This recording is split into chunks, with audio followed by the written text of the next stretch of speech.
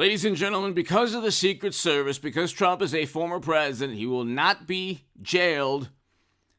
So they could have possibly jailed him after the arrest, the way a lot of other people are jailed in New York after an arrest. They're not going to do that. Times, Trump prepares to surrender in New York as police brace. Nobody is going to, well, we'll get to that in a second. But he's not going to. Trump arrives in New York, CBS News, ahead of expected surrender and arraignment. So after the arraignment, he will not be jailed. He will not be handcuffed because of the Secret Service. There won't be this walk in front of media because of the Secret Service, because he's a former president. And there are laws, after the late 50s, there were laws regarding the Secret Service and the president. And if, God forbid, he's not going to, but let's say he goes to prison or jail ever, he's not going to because this is purely political, the actual Secret Service would go with him. But he's not going to get handcuffed. He's not going to get a walk with media, just looking at it, like, taking pictures of him in handcuffs, walking into the courthouse. He, like I said, won't serve jail. And what else will he? Okay, so no handcuffs, no jail time at all. No media walk to the courthouse. He will get fingerprinted. He will get the mugshot seen around the world, and he will get a mugshot. He will get a mugshot. So that is going to be like $1 billion. I explained that the other day. He'll make $1 billion from that. Okay, there was no federal crime. The FEC did not find anything he did to be a crime. In order for the state statute in New York to be a felony, the Manhattan DA had to tie in the federal statute, the federal law that he didn't break, that the FEC didn't view to be a fine, whereas they fined Clinton and the DNC for breaking the law.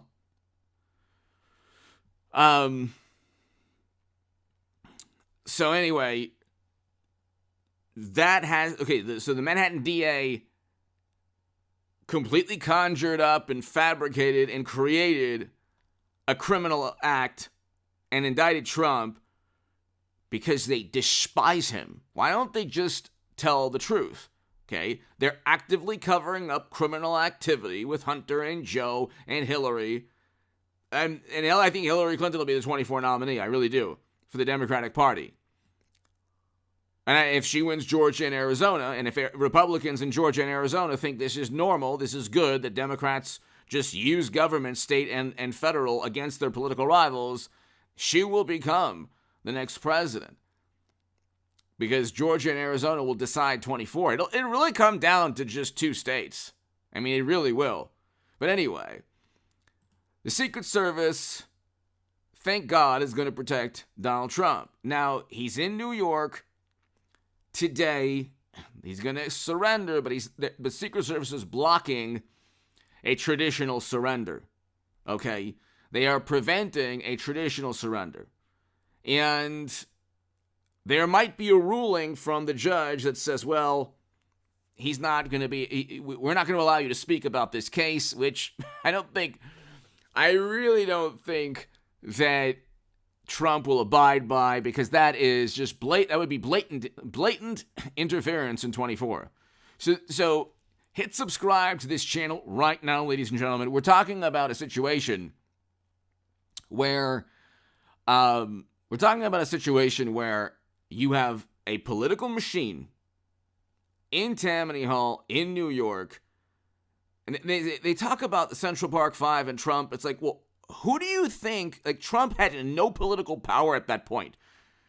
Shouldn't have run the ad in the newspaper, but he had no. Who do you think sent people to prison? It was only Democrats that ran New York at that point in time, and only Democrats that run New York in the late 1800s and early 1900s in Tammany Hall.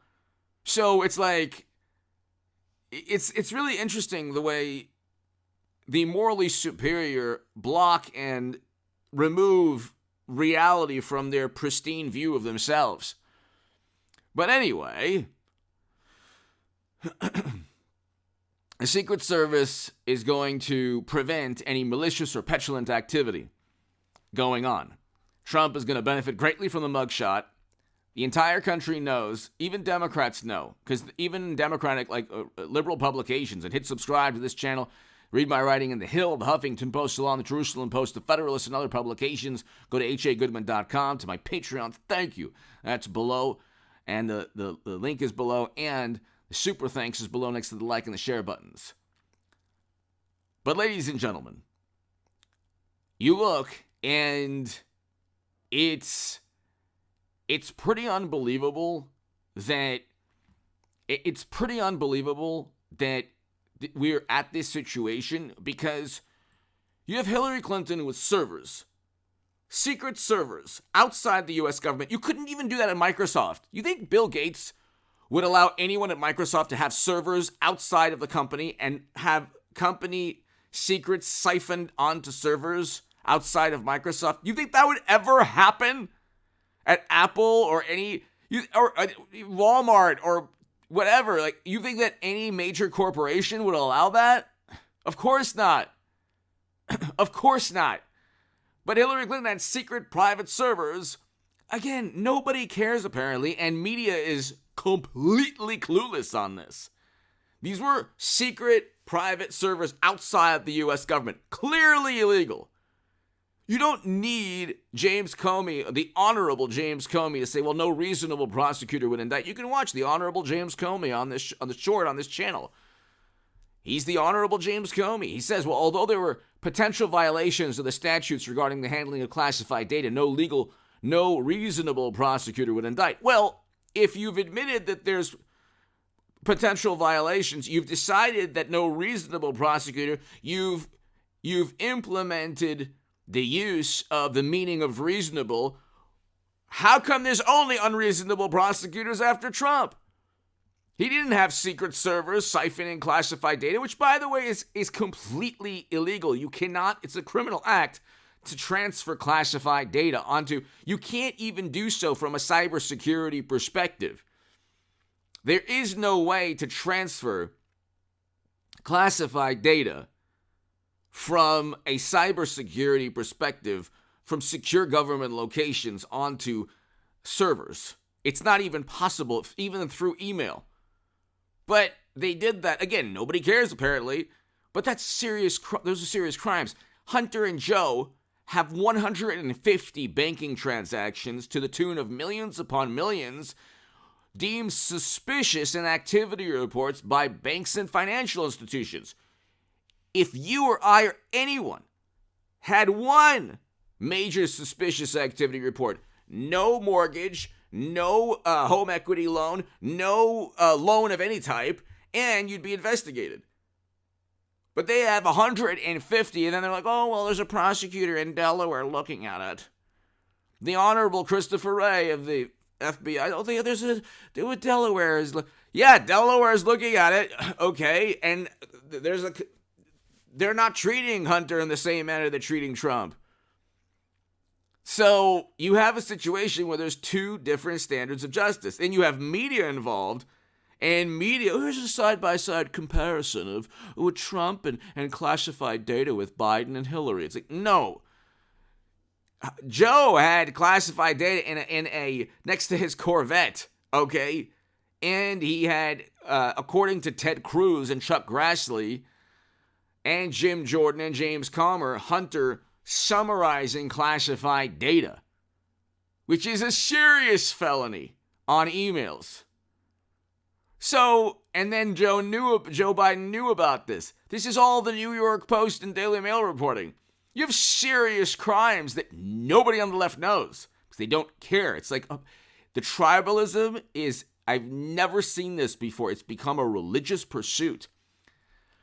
The reason being they've lost influence. They really have they're losing influence. You think that they're on the offensive, but it's really defensive. Trump is gaining power, gaining steam, gaining popularity. Give me your thoughts below. Hit subscribe. Right, and I'll be back in a couple of hours.